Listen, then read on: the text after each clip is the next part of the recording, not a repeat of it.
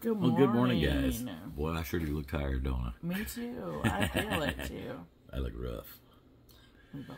We got up early this morning, didn't get to bed till late, visiting with my sister and my brother-in-law. Got some meat started. We're having like a little memorial for my mom. My sister's here, and then my other sister's coming over today. Sitting here watching the news, Mrs. G tells me we're enablers. I'm going through my Facebook, so I have all my messages and everything. So I have no idea. What the hell are you talking about, woman? They were talking about mental health and on the news and stuff like that.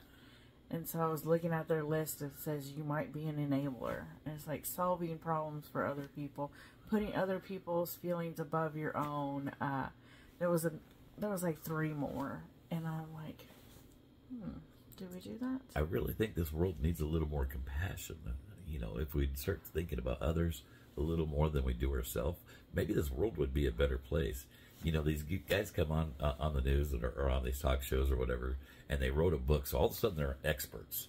I'm an expert at childcare because I went to college and I've got a degree in childcare, but yet I ain't got no kids, or the nannies raised my kids all these years, but I wrote a book, so listen to me how to raise your child.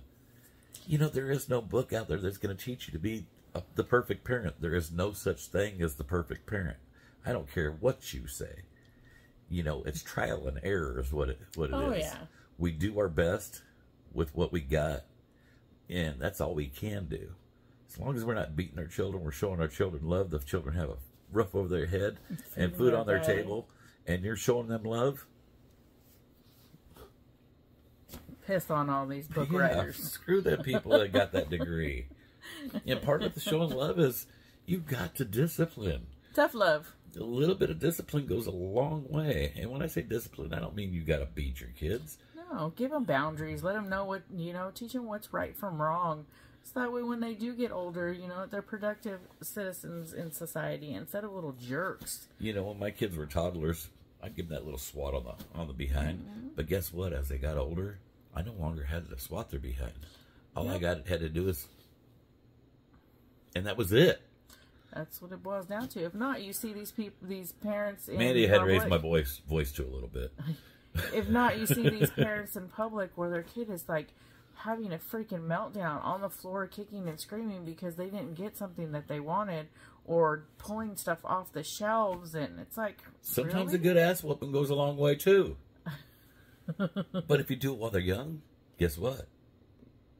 Might not have to do it when they get older. Exactly. We didn't. I'm not saying everybody's going to be as lucky as we did. To be honest with you, I believe, as my kids were growing up, I was a little too strict. But I'd rather be too strict and then grow up to be productive members of society than not be strict enough and then be little jerks in prison.